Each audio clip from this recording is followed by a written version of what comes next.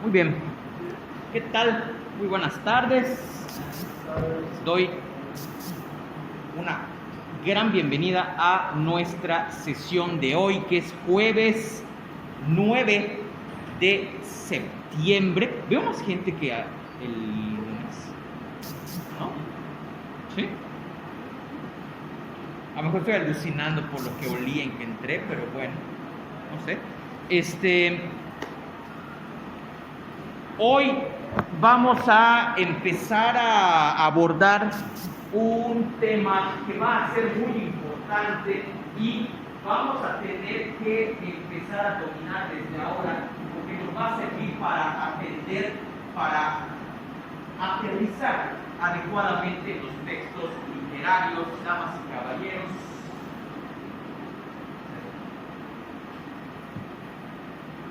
Tarea de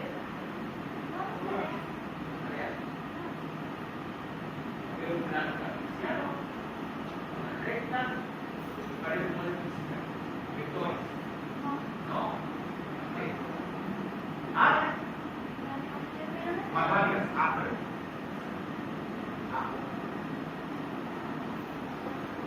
Sobre eso vamos a buscar. Muy bien. A ver, y ese tema, saquen su libreta o abran su cerebro para meter notas mentales.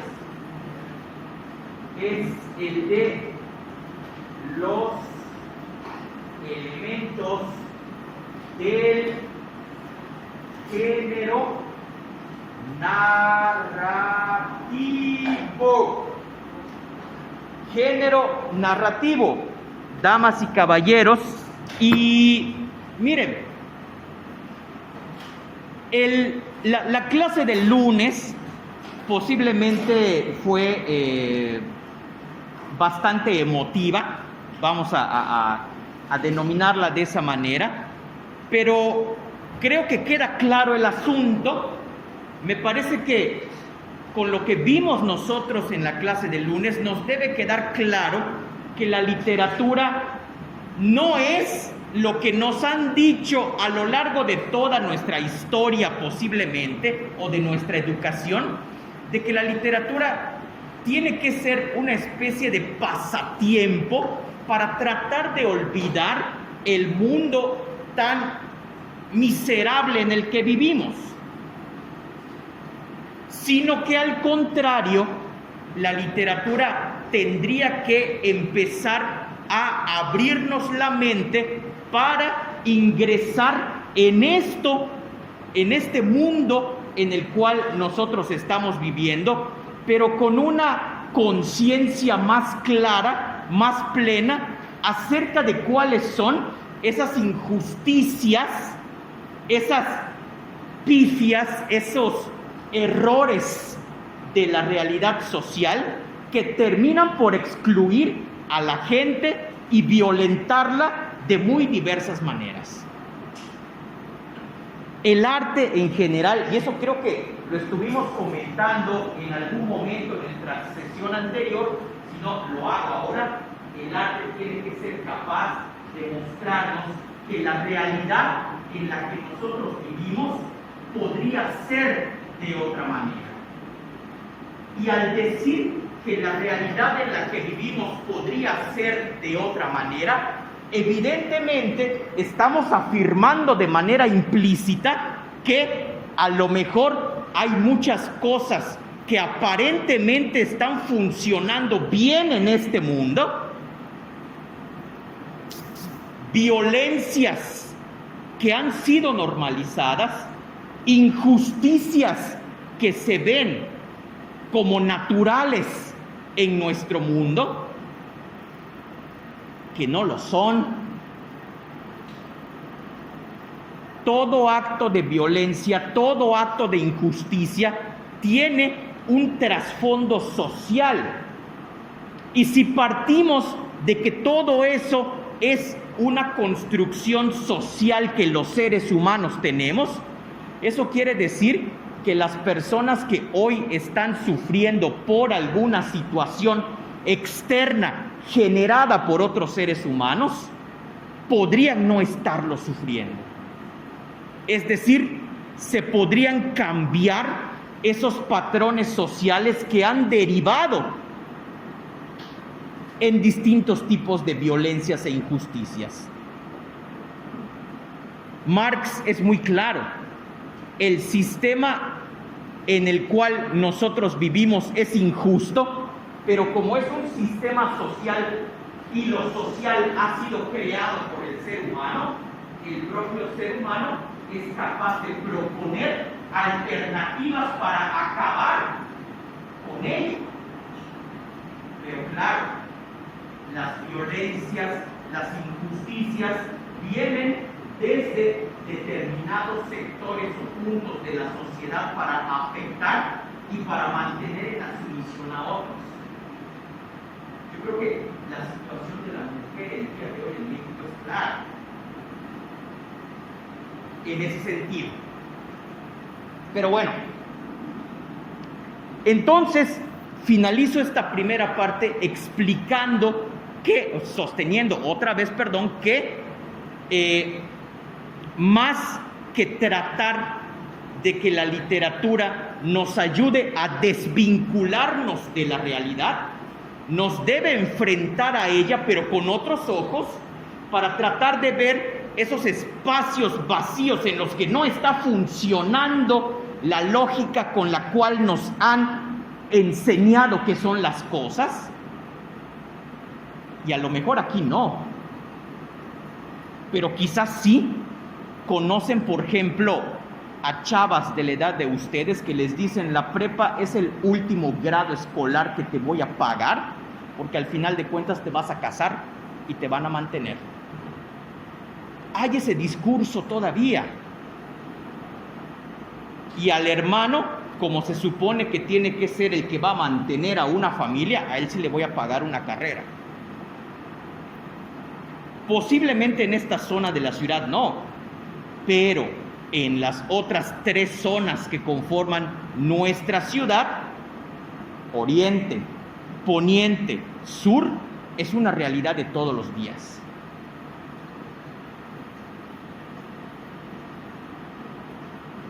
¿Es normal para ellos? Sí. ¿Es injusto? Sí. ¿Se puede cambiar? Sí. ¿Va a cambiar mañana? No. Hasta que gente como ustedes, que dentro de algunos años va a estar en posiciones de poder, en posiciones donde puedan decidir, puedan tomar acciones para cambiar la realidad, quieran hacerlo.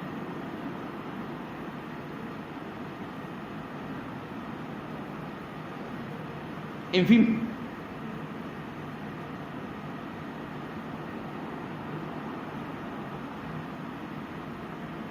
las obras literarias son arte, y como son arte, necesitan de una técnica, ¿sí? Necesitan de una técnica o de técnicas en plural para poder ser construidas.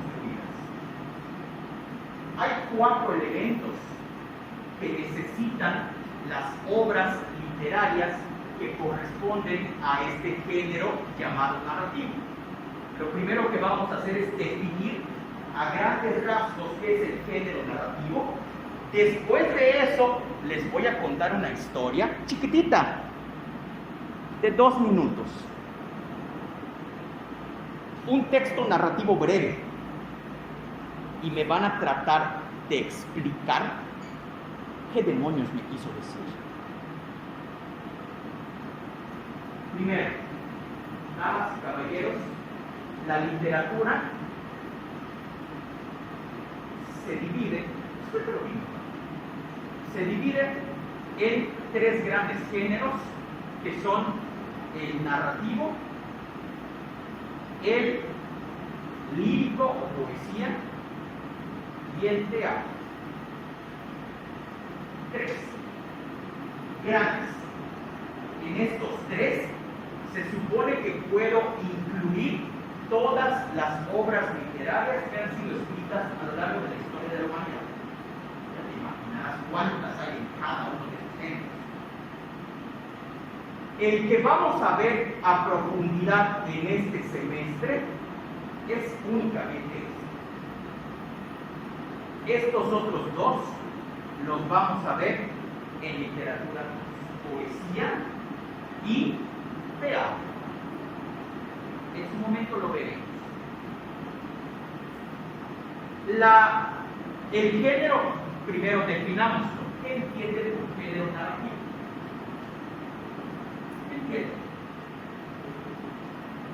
Lo primero que se les cruza por la cabeza. ¿Cómo? Lectura o libros, me dice por acá.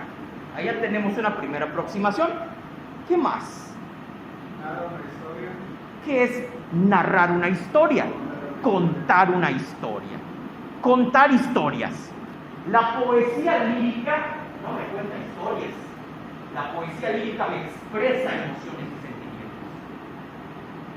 El teatro no me cuenta historias, me las representa. Aquí hay vatos que son los actores, las actrices que se encargan de representar historias delante del público que está aquí. Cada uno de estos géneros tiene sus características, pero en esencia es lo que dijo el compañero. El género narrativo agrupa a todos aquellos textos literarios que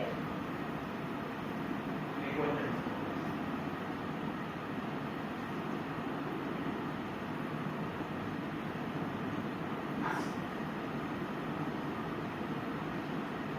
Este género se divide en otros más pequeños, los subgéneros literarios.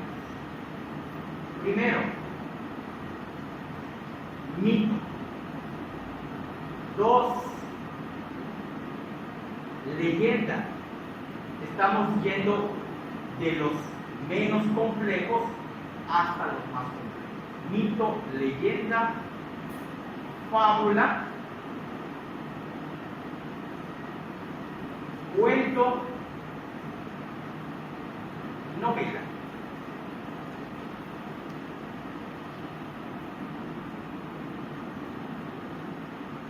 Los mitos son historias que sirven para explicar, regreso.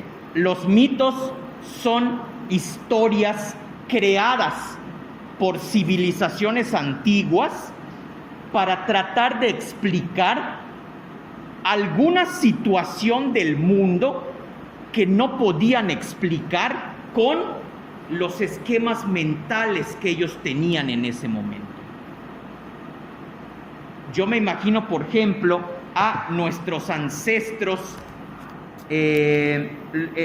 hombres de Neandertal o yo no sé qué fregados, que no sabían que los rayos eran producidos por la energía que está acumulada entre las nubes. No hay un conocimiento científico todavía. Y ellos empezaron a pensar que ahí en el cielo había seres sobrenaturales que se molestaban y lanzaban los rayos. Mitos. 2, leyendas. Claro. Característica central del mito es que es un texto de origen mágico religioso. Mágico religioso. La serie o la sucesión o el conjunto de mitos de una sociedad las conocemos lo conocemos con el nombre de, ¿cómo le llama el conjunto de mitos de una cultura? Claro, mitología. Así, mitología. Y en la mitología yo encuentro las historias de los dioses cuya fuerza se supone que le da forma a todas las cosas que hay en el mundo. Por eso la religión es bien chida, porque me explica las cosas que para mí no tienen explicación. Y cuando llegamos al final de una sucesión de explicaciones, a veces nos quedamos en el vacío. Y a ningún ser humano le gusta quedarse en el vacío. Es decir, sin la posibilidad de explicar algo. La leyenda tiene como uno de sus objetivos principales, y es algo que también comparte con los mitos, enseñarles a las nuevas generaciones cómo es la dinámica social que está dentro de nuestra cultura. A mí me encanta, por ejemplo, aquí en Yucatán tenemos una leyenda que es la de la Ixtabay, porque ya lo habrán escuchado en algún momento. La Ixtabay es una leyenda que habla acerca de una mujer fantasmagórica que se le aparece a dos tipos de hombres, no mujeres, hombres, a los infieles y a los borrachos. Y no se les aparece para pedirles una copa, se les aparece para matarlos. Porque para esta parte del mundo, tanto la infidelidad como el alcoholismo eran dos prácticas culturales no bien vistas. Interesante. 3, ¿qué son las fábulas, compañeros? Dígame. Alguien que me diga. Todos ya leímos fábulas o nos las han leído.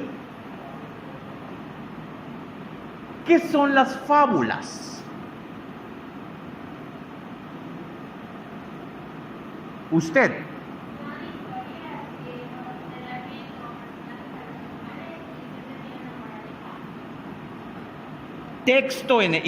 Historias en las cuales los protagonistas son animales y me dejan una moraleja. ¿Qué es una moraleja? Es una enseñanza. ¿Y a quién se les dan usualmente las fábulas para leer? ¿Para qué? Para que aprendan, ¿no? A mí me encantan las fábulas, sobre todo las clásicas, son muy cute, son bien tiernas, porque si no te basta con la historia, acuérdate de la historia de la liebre y la tortuga, ¿no? No te confíes y no seas huevón, porque el constante, pero lento te pagará. Me encantan las fábulas clásicas porque si aún con la historia no lo aprendiste, al final te dan la moraleja, la enseñanza. O sea, te dan el caminito que debes seguir para entender ese Ya en su momento, en el bloque 2, veremos estas formas de hacer literatura más a profundidad. Aquí vienen los amos del universo del género narrativo, el cuento y la novela. De hecho, son, cuando tú vas a una librería y preguntas, oye, encargado, me mandó el vato de literatura a preguntarles, en términos de géneros literarios, ¿qué se vende más? Te van a decir que eso. Casi nadie compra poesía, porque está muy cañona de leer. Teatro, casi ni libros hay en teatro. No porque no haya obras, sino porque la gente no los consume, no los compra. Lo cual es bueno para uno, porque luego los encuentra baratos, porque están en liquidación, 80% de descuento, 20 pesos, que originalmente costaban 100, ¿no?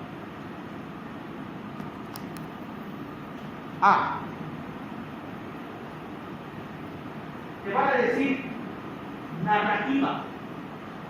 Y si tú preguntas, ¿qué es lo que más compra la gente en narrativa? Es muy posible que sea alguno de estos dos.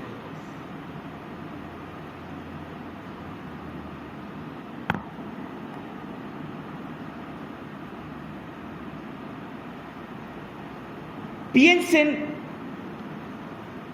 en un cuento, compárenlo en su mente, comparen en su mente un cuento con una película.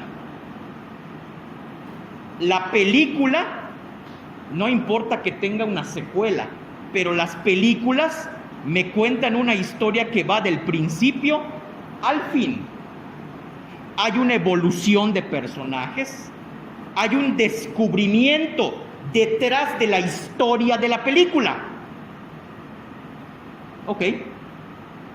Y piensen en las novelas como las series que sigues. Una novela es una historia contada pero a lo largo, y cada capítulo es casi parte o puede llegar a ser parte de una historia independiente. En una serie tienes un montón de personajes, en una película no tantos. Lo mismo en el cuento y la novela. En el cuento los personajes son pocos, en una novela los personajes tienen que ser varios. Ya tendremos oportunidad, el bloque 2, nuestro gran protagonista es el cuento. Vamos a leer cuentos muy chidos, espero que para ustedes también lo sean. Y en el bloque 3 vamos a leer una novelita corta. Si estás acostumbrado a leer, en un módulo te la echas. Si va a ser tu primera vez leyendo un libro, en 1 o 2 días ya lo terminaste. El lenguaje es muy sencillo, muy accesible, y además es una novela cuyo protagonista tiene la edad de ustedes, tiene 16 años, y además el protagonista critica cañonamente al sistema educativo.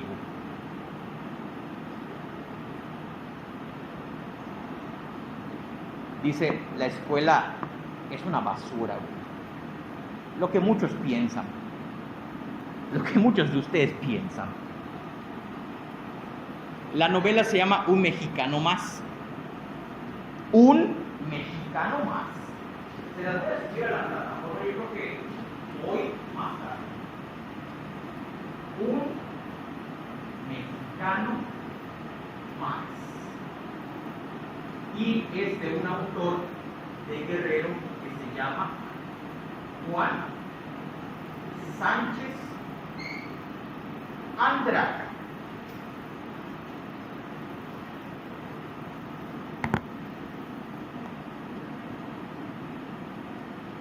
El capítulo 5 es una bomba. Inicia así tipo: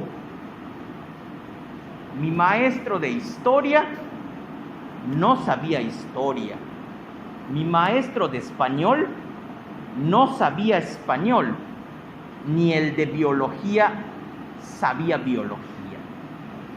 ¿Por qué los maestros no saben lo que enseñan? Y empieza a contar la historia de un primo que empezó a estudiar derecho, se dio de baja, que porque quería trabajar. Hablan sus papás con quién sabe quién y lo meten a una secundaria como maestro de biología. Yo creo que les ha tocado algún maestro en niveles previos, secundaria, primaria, que entraba y no sabía los temas que se supone que debía enseñarte. No estoy diciendo que a todos les pasó, pero yo creo que a varias personas sí. Y entonces Antonio Mendoza, que es el protagonista de la novela, empieza a darse cuenta de que el gran fracaso educativo de México, entre otras cosas, es por la corrupción. Hay muchas cosas más en la novela, pero digamos que uno de los temas centrales es ese.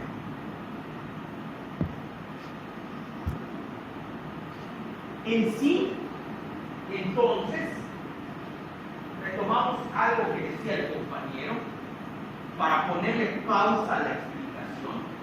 Les pueda leer esa historia breve y que ustedes me la traten de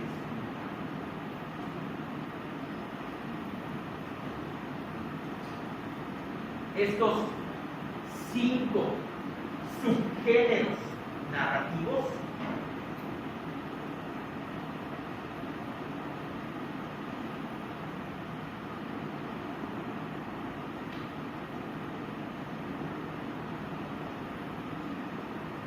cuentan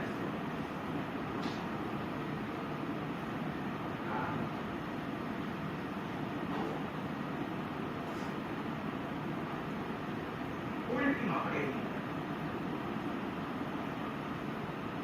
¿Qué necesito para crear una historia? ¿Qué necesito? ¿Ah? Sí, pero partiendo de que ya tenemos eso, ¿qué necesito? ¿Qué no debe faltar en una historia? Atrás, caballero, dígame. Personajes. Allá tienes uno. Son 4. Les voy a dar la chapa, son 4. Estos son los elementos del género narrativo. Son 4. Su compañero ya dio 1.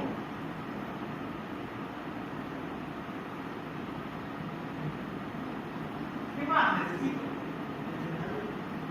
¿Cómo? Escenarios, lugares, claro. Los personajes tienen que llevar a cabo las acciones en algún lugar, claro. Le vamos a llamar espacio. Diálogos. Antes de ir hacia eso necesito otros 2 elementos. Bueno, problemas que tienen que ver con la trama y el nudo, todo eso viene después de estos elementos. Primero tengo que definir estas 4 cosas para poder pensar en problemas, para poder pensar en tramas, para poder pensar en una estructura. Me faltan 2. Muy bien, están yendo bien. 2. Por ahí no se deciden, lo están conversando. Es que creo que es esto, pero díganlo, ¿qué más? Una idea. Sí, pero 2, faltan 2. No ha todavía la cuestión de necesito la idea, ¿ok? para poder pensar en esto. Digamos que la idea es previa, que la imaginación incluso que decías al principio es previo a la idea que yo tengo de historia. Pero me faltan dos cosas.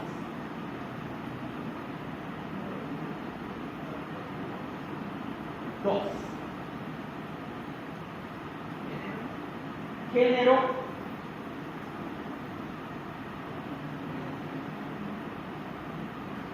Esto vendría antes de eso. Dos. Vamos. Si yo quiero contar una historia,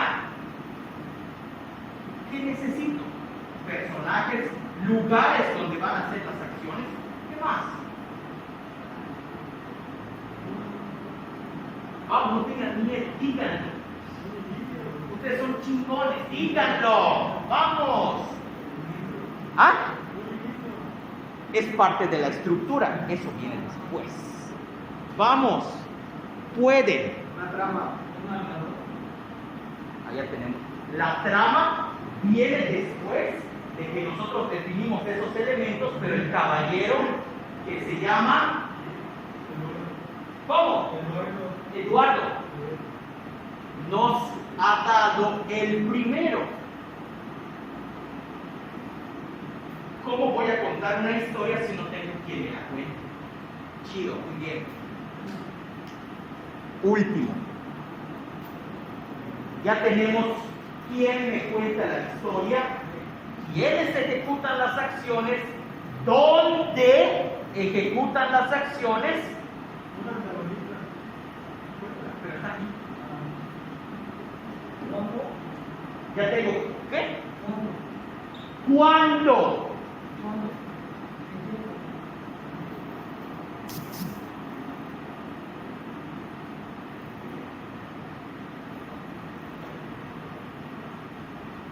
Bien.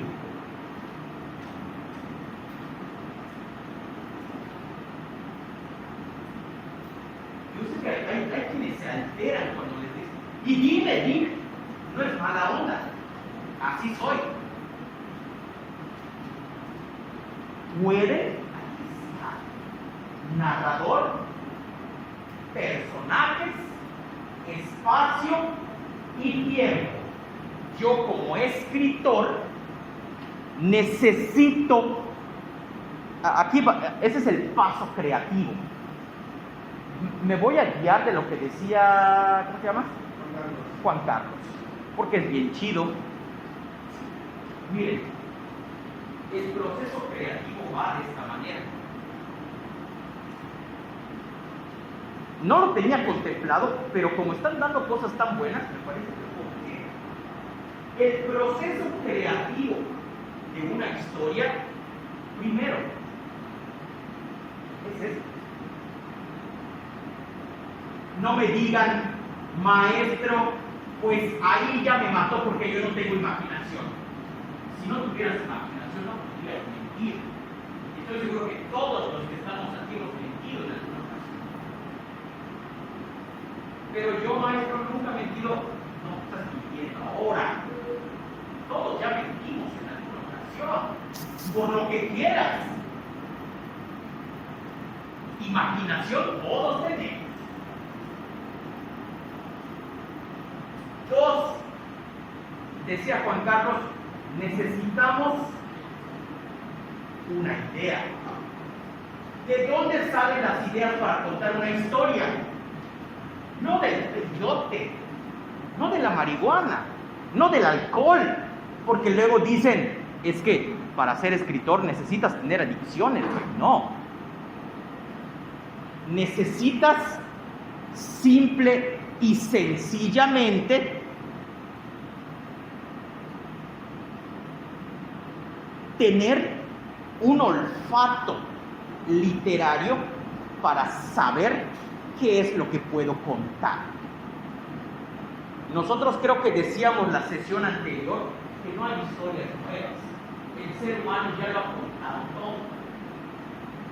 Tenemos 5.000 años en este mundo, por Dios. Perdón, tenemos más. 5.000 años tenemos según la religión, pero tenemos un montón más.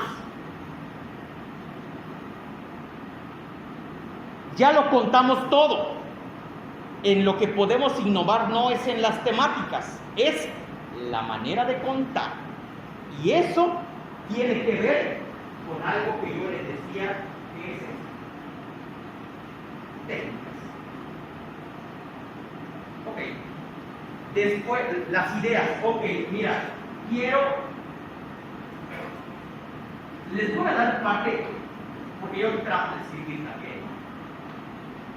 Uno de los cuentos que he escrito que me ha gustado un montón.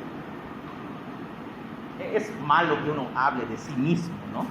Pero neta, lo hago porque me gustó lo que hice. Fue que en algún momento yo venía a la escuela, aquí a la Prepa 8, antes de la pandemia, en camión. Ya luego conseguí coche. Mientras yo venía caminando por Periférico, ya ven dónde les deja el camión amarillo, no sé cómo se llama, el que se va a Chuburná 21, ¿no? Yo venía caminando todo eso, y cerca de la escuela, oigan la locura, cerca de la escuela, si uno anda cabizbajo, pensando, nada más que yo no te atropellen, puede ver a un costado de las banquetas, hagan de cuenta que esa es la banqueta aquí, por decir, o cerca de la zona de los parques, cajitas de una medicina que se llama Cialis. No han escuchado de ella, no han escuchado de ella. Quería algo más interesante. Ahí viene el secreto. El Cialis, ¿dónde está? Había un montón de cajitas cuando yo venía a la escuela, tiradas cerca de la Prepa 8, donde hay un montón de hombres jóvenes. El Cialis, damas y caballeros,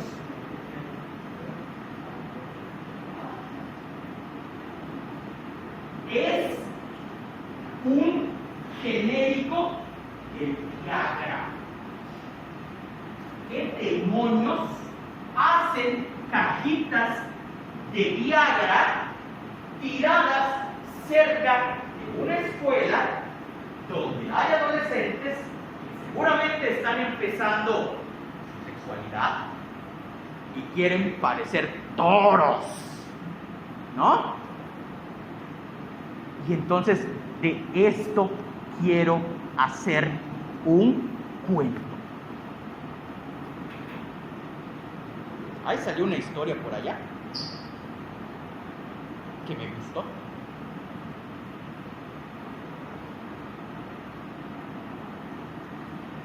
Una persona sin el olfato dice, güey, ¿qué es esa madre? Eso lo contamina, lo que hay por acá, no manches. Yo veo esa onda y digo, de esto puedo sacar una historia.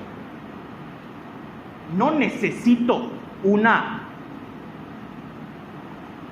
hecho épico que haya sucedido. Necesito saber cómo contar una historia simple. Yo empecé a lanzar hipótesis. Ok, jóvenes de 16, 17, 15, 16, 17 y 18 años vienen a esta escuela. Muchos están empezando su vida sexual por presiones, por curiosidad, por falta de educación sexual, no lo sé. Y es muy posible que debido a toda esa presión falles. Los caballeros saben qué significa fallar en ese contexto.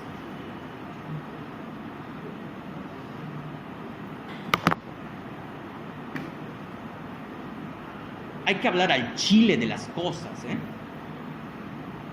Yo no estoy diciendo nada que no hayan escuchado. Estoy seguro que les habrá llegado la amiga o el amigo diciéndoles, oye, güey, necesito ayuda porque ta.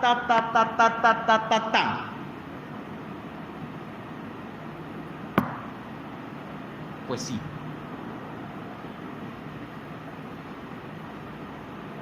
Y los cuentos y las novelas van de eso.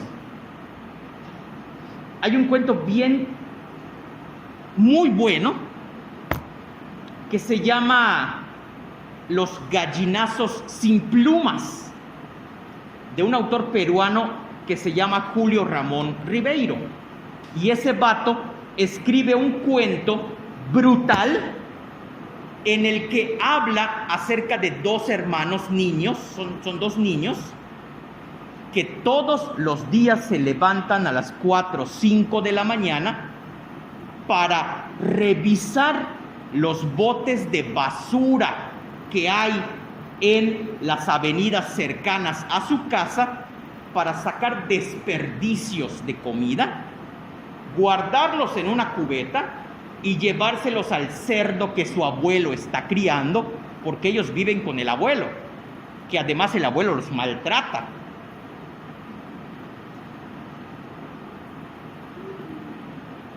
Y que en una de esas, uno de los niños, había una botella rota de cristal y se corta bien. Y como en su casa no hay agua, ni jabón, ni medidas de higiene, el pie se infecta. Hola, al abuelo le vale, porque solo quiere criar al cerdo para poder venderlo y tener algo de dinero. Porque dentro de los espacios donde la pobreza está muy cañona, yo no pienso en tareas, yo no pienso en libretas, zapatos nuevos, licenciaturas, no, güey, pienso en sobrevivir. No les voy a contar el final. Una belleza el cuento por donde lo quieras ver. Y así te vas.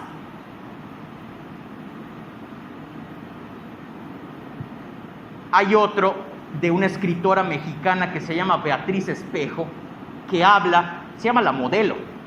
Y en ese cuento, Beatriz Espejo habla de una chava súper famosa, modelo, que todo mundo la quiere por su belleza, pero ella se da cuenta de que esa no es la razón por la cual deberían quererla, sino por lo que ella es, y está frustrada. Y el cuento me habla acerca de que está manejando su bolchito a 90 kilómetros por hora, güey. 120 kilómetros por hora, un bolcho. Y está lloviendo. Y van pasando por la cabeza de esta chava esas escenas en las cuales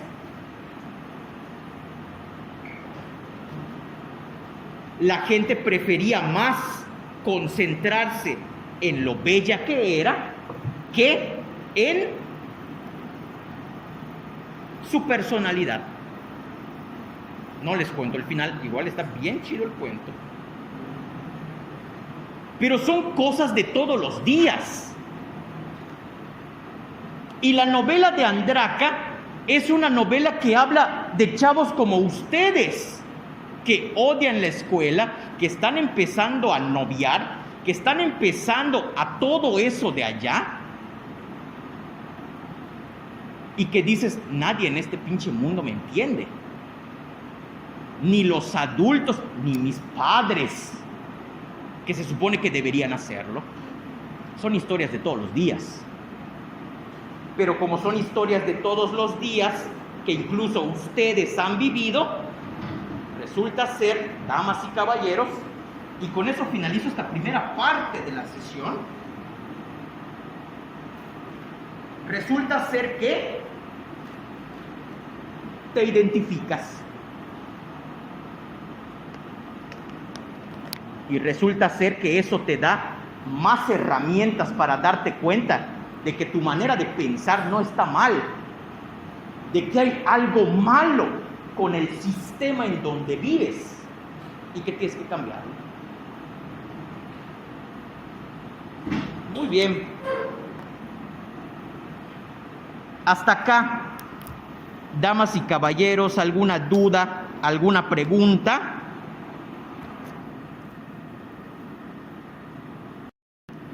Este texto, La oveja negra, escúchenlo y traten de contestar una pregunta.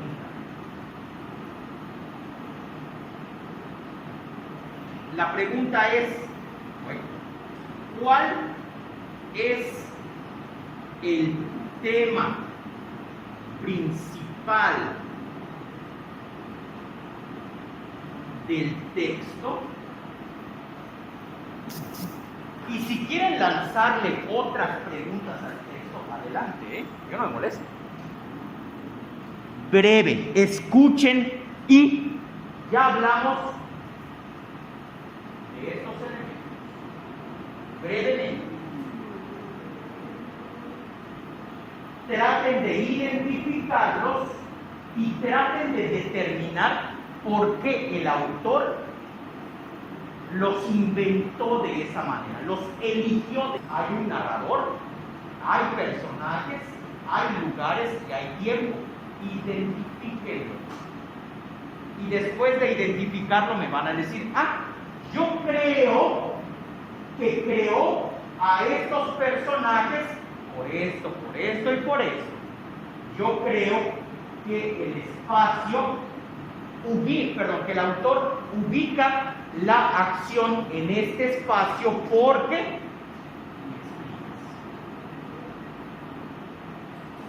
a ver, 2 o 3 veces lo voy a leer, está cortito, se llama, literal está cortito, no se vayan a perder. La oveja negra.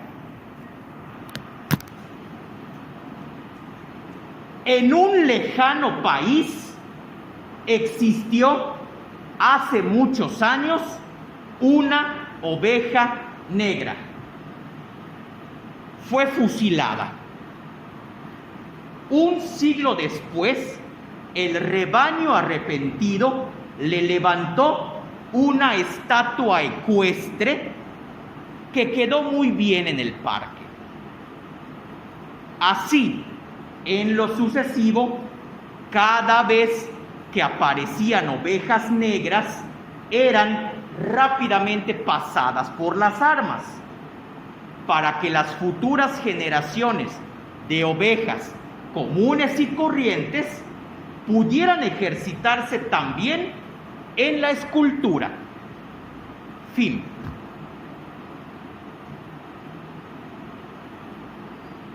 Esta es una fábula contemporánea.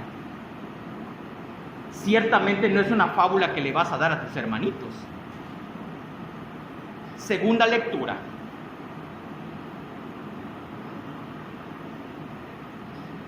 En un lejano país existió hace muchos años una oveja negra. Fue fusilada. Un siglo después, el rebaño arrepentido le levantó una estatua ecuestre que quedó muy bien en el parque. Así, en lo sucesivo, cada vez que aparecían ovejas negras, eran rápidamente pasadas por las armas, para que las futuras generaciones de ovejas comunes y corrientes pudieran ejercitarse también en la escultura. Fin.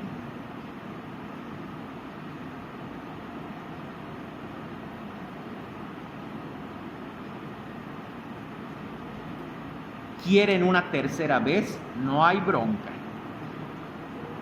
No está fácil el texto. No lo está. Yo estoy seguro que ya identificaron los elementos. Viene la otra parte de la pregunta. ¿Por qué creen que los inventó así el autor?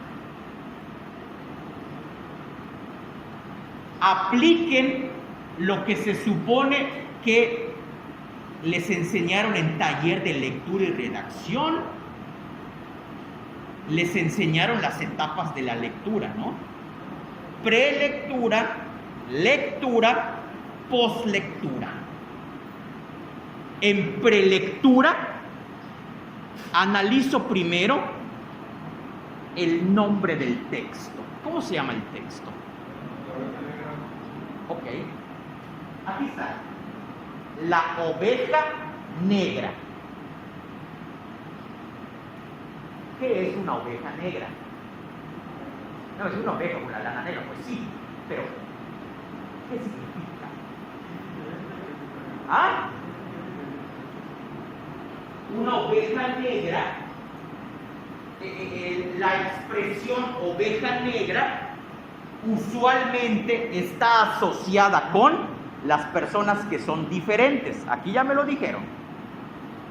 Ah, ok. ¿Cuál es? Yo les lanzo a ustedes la pregunta. ¿Cuál es la actitud que su sociedad tiene hacia las cosas que son diferentes? ¿Cuál es? Miedo, desprecio. Miedo, desprecio. ¿Qué más? El miedo y el desprecio me pueden conducir ¿hacia dónde? Hacia el enojo. Y si yo estoy enojado, ¿qué puedo hacer? ¿Puedo? Se fijan de lo que decimos.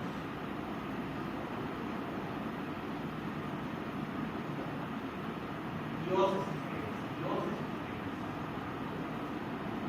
oveja negra es alguien diferente. Alguien diferente, mi sociedad lo excluye. Porque le tengo miedo. El miedo me puede llevar a la violencia, el miedo me puede llevar al enojo y el enojo puede hacer que lo lastime a él o a ella.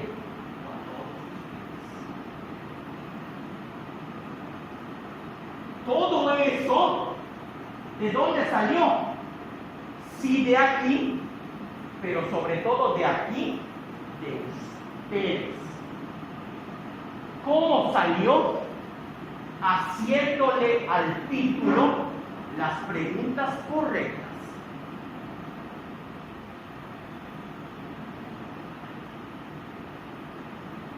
Eso es analizar literatura.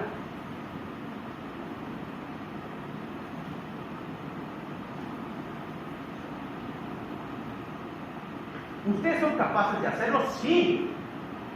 Hombre, si te pasas hora y media preguntándote por qué mi amiga que me gusta, cuando nos vimos en el Burger King el viernes antes de venir a la escuela, ella siempre me ve, corre y me abraza. Y hoy viernes, ya sé que no es viernes, hoy viernes no lo hizo. Primera pregunta, ¿por qué no lo hizo? A lo mejor está molesta conmigo, pero ¿yo qué hice? Estuvimos platicando y me acuerdo que cuando le mandé el último mensaje, no le puse la cosita, el emoji que siempre le mando al final del mensaje. Es posible que por eso se haya molestado, pero la ocasión anterior pasó lo mismo y no se molestó. Entonces no es eso. Tengo que seguir buscando a ver. Güey, te conviertes en detective a ver por qué chingados no te abrazaron, ¿no? Si aplicaras la mitad de tu energía al texto literario,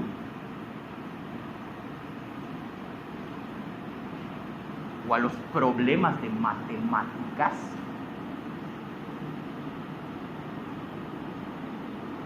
nadie, oílo, nadie de la escuela te ganaría. Nadie. Pero como no te importa el pobre texto literario de acá,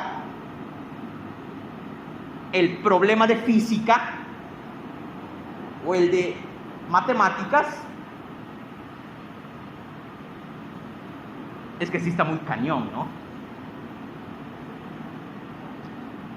No está cañón analizarlos y solucionarlos, está cañón que me interesen como adolescente, como ser humano. Otra vez, con todo lo que dijeron los compañeros, cáiganle a la historia y me la tratan de explicar. En un lejano país existió hace muchos años una oveja negra. Fue fusilada. Un siglo después, el rebaño arrepentido le levantó una estatua ecuestre que quedó muy bien en el parque. Así, en lo sucesivo, cada que aparecían ovejas negras, rápidamente eran pasadas por las armas para que las futuras generaciones de ovejas comunes y corrientes pudieran ejercitarse también en la escultura. Fin. Ok, vamos a sacar varias cosas, ayúdenme. Primero, me dice, lo primero que se complica es la expresión estatua ecuestre. ¿Qué es una estatua ecuestre?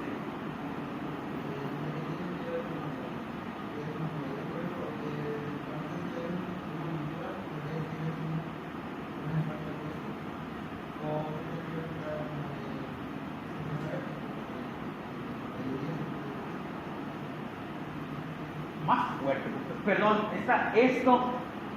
está mi oído, es viejo, no usen mucho los audífonos, por favor, no les suban tanto el sonido. De que una estatua ecuestre es, por ejemplo, cuando representan a la extravagancia encima de una montura o una ¿Encima de qué, perdón? Una montura, o sea, un caballo. Ahí lo tienen. Una estatua ecuestre es una estatua en la cual tienen a un héroe subido, montado, ¿no? Más fácil, montado en un caballo. Entonces, una estatua ecuestre es un monumento para reconocer el valor de alguien para mi sociedad.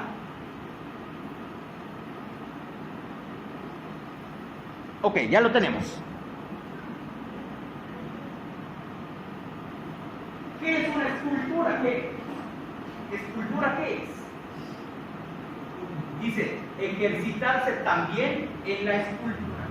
La escultura es un arte de crear espacio. Vamos a ponerlo así. No es un escultor que la va a pintar, pero no estamos en el escultor de gran.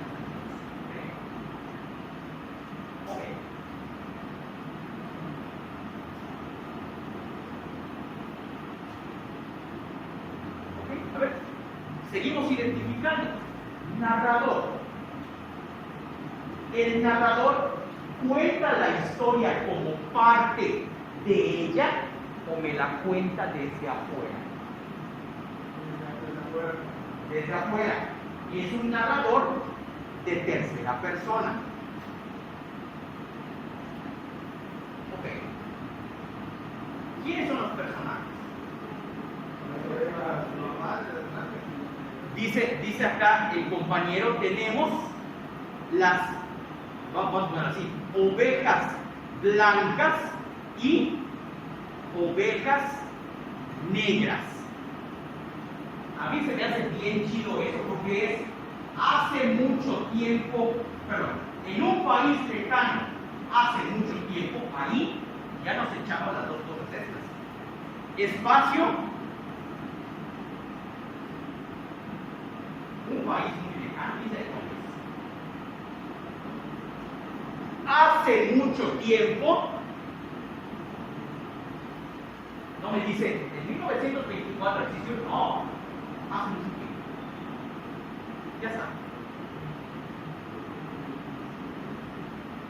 Hasta aquí se quedan los de la mañana. Nosotros vamos más allá. Ya identificamos. La pregunta que les lanzaba es, ¿por qué el autor inventó estos 4 elementos así para esa historia? Vamos por partes.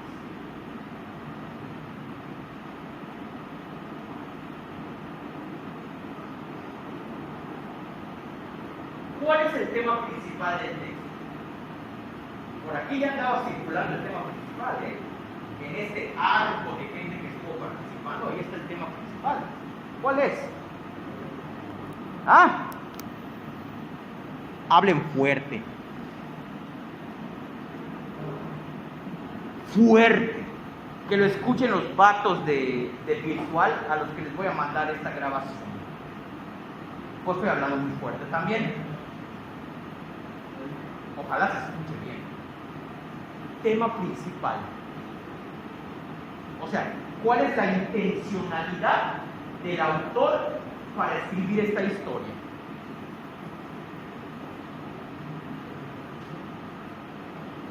Por ahí me lo iban dando. La historia de la oveja negra, ¿no? Claro. Se puede decir como discriminar, ¿no? Como discriminar. ¿Una crítica qué? ¿Quieres reflejar algo? ¿Ah? ¿Quieres reflejar algo? ¿Reflejar qué? A ver, no se molesten. Si me contestan, esa es una plática. No si lo hacen con sus amigos. Te cuenta algo el amigo, le vuelves a preguntar. Como si nadie le diga que son mis amigos. Ok, trata de reflejar algo y ahí me dicen que hay una discriminación. Le cambiaría un poco la palabra y no pondría esa, pondría exclusión. Pero ahí estamos en esa línea. ¿Sí? Creo que sería miedo a algo, ¿no? Miedo a Algo algo nuevo. Damas y caballeros,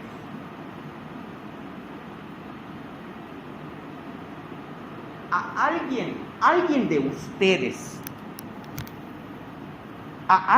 ustedes, por plantear su opinión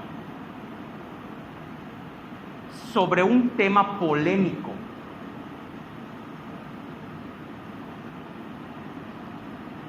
les han contestado que son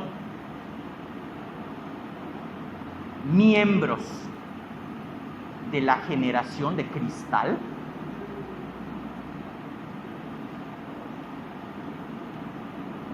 No lo pueden ver por el cubrebocas, pero me estoy riendo. ¿Quién les dice eso?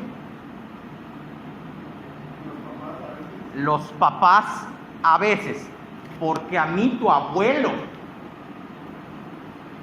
se quitaba la faja y me golpeaba para aprender las tablas de multiplicar. Me encanta porque esas personas se sienten como héroes de guerra,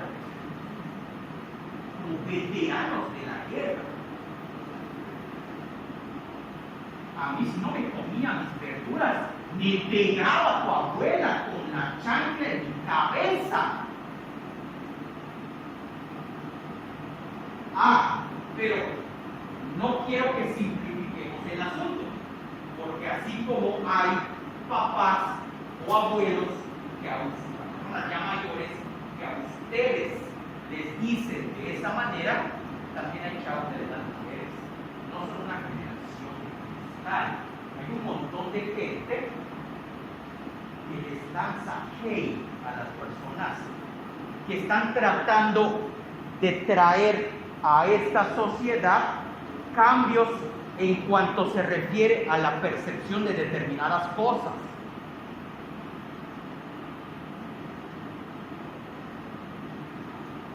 Pero están encontrando que hay una resistencia por parte de un montón de gente que no quiere que las cosas cambien. Y que no quiere que las cosas cambien porque las cosas de esta realidad social, tal como están dispuestas, les benefician. Y está como, ustedes seguramente ya vieron la gran cantidad de maestros funados que han caído en esta pandemia porque dicen estupidez y media que los adolescentes graban.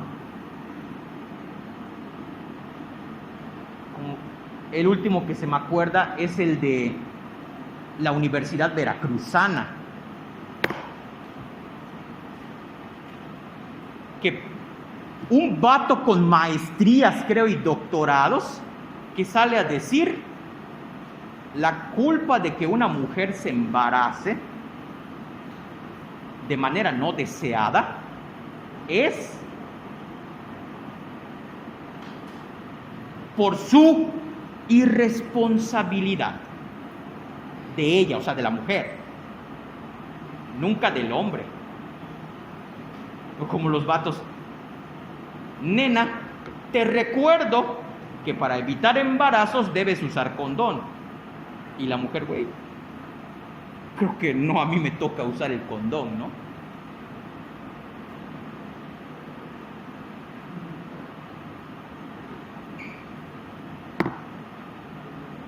Son muy populares todas esas cosas, que están normalizadas por un montón de gente, incluso por tus padres puede ser, y es lo más frustrante del mundo, ¿sí o no?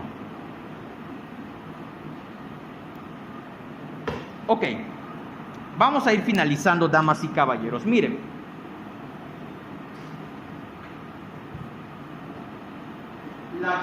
¿cuál es el tema principal del texto? Nosotros podríamos decir que el tema principal del texto es que las sociedades, como las conocemos, tienen una resistencia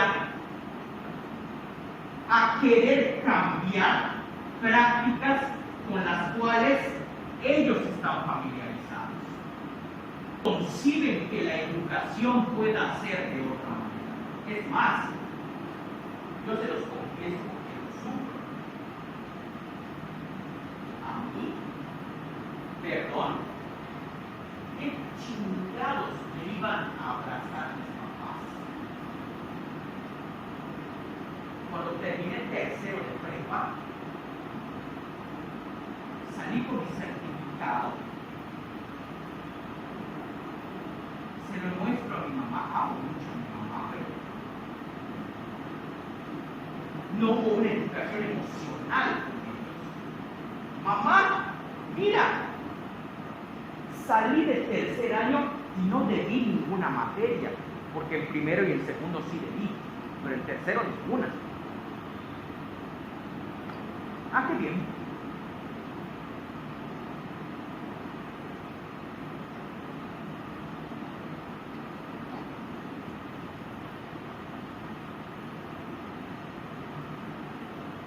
Uno espera un abrazo. Estoy orgulloso de ti. No un, ah, qué bien.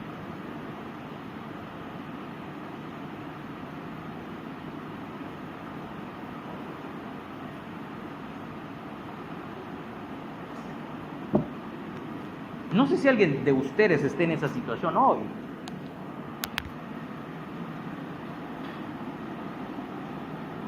Pero es porque cuando uno empieza a tratar de educarse en la emocionalidad, se da cuenta que es muy cañón. Hiper cañón. Y a la gente, a los seres humanos, damas y caballeros, no les gusta pensar. No les gusta. Le tienen fobia a pensar. Por eso los temas que para muchos de ustedes son claros, de por qué la mujer tiene que abortar, que van a salir con una cantaleta muchas personas que eso no debe ser. Porque va a venir el destrampe de la sexualidad femenina, que van a querer abortar cada mes. ¡Hey! ¡Qué miedo! Como si fueran las olimpiadas, ¿no? A ver qué mujer aborta más en el año.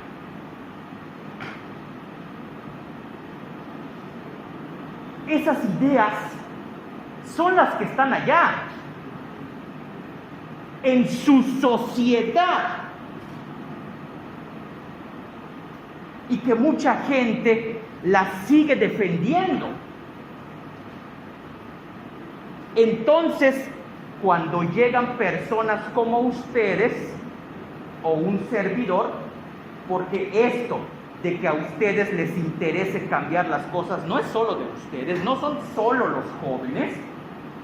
Habemos algunos viejos que tenemos conciencia de que esos cambios son necesarios.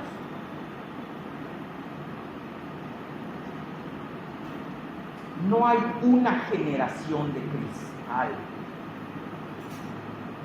Y esto tiene todo que ver con el texto de la oveja negra, porque lo que nosotros vemos en el texto de la oveja negra es que aquellas personas que piensan diferente pueden llegar a alborotar al resto de la sociedad, y si eso pasa, yo, que me conviene tenerlos a ustedes controlados, se le va a venir el mundo encima, porque ya no los voy a poder detener.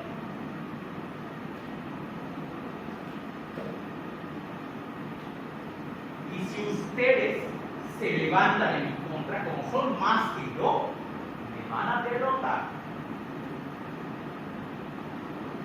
Entonces, cada vez que aparece una persona que piensa diferente, lo mato.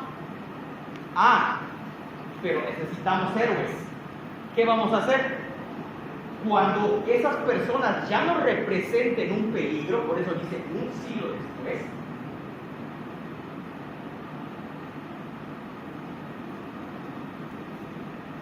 esas personas que hace 100 años eran peligrosas, ahora vamos a reconocer que su manera de pensar era chida y les vamos a hacer una estatua de héroes que quede bien hermosa en el parque. Pero lo grave es el final.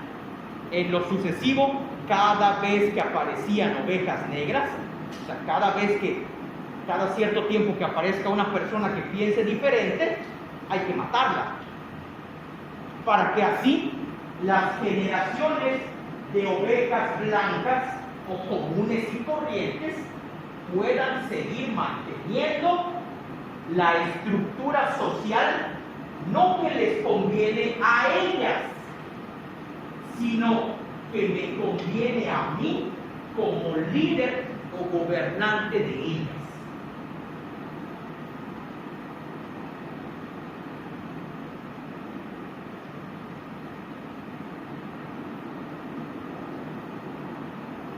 ¿Me explico?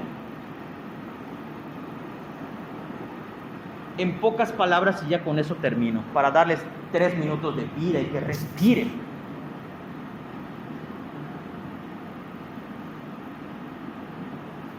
Todas las personas que defienden una manera de pensar que de alguna forma lesiona los derechos de alguien más, no es que les convenga a ellos, sino que hay grupos de poder a los que les conviene mantener eso para poder sacar beneficio de ello. Bueno, aquí sí me equivoqué, también a ellos les conviene, pero en una esfera muy reducida. Está como tu papá o tu abuelo, que a la hora de comer solo dan órdenes. Tráeme las tortillas, sírvele a tu hermano, oye mi amor, lánzate por la Kawasaki, tráemela, dame limón. Y cuando vienen estos temas de liberación de la mujer, revoltosa, ¿qué te pasa? Esas cosas no están bien. ¿Y por qué no están bien, papá? Porque no están bien. No hay una explicación lógica.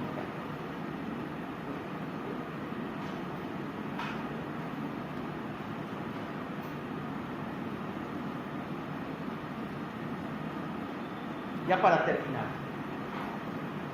¿por qué el espacio y el tiempo son indeterminados?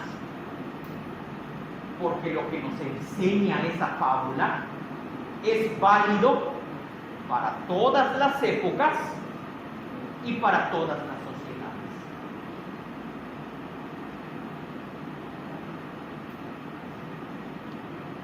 Muchas gracias por su atención, damas y caballeros. ¿Tienen alguna duda, alguna pregunta?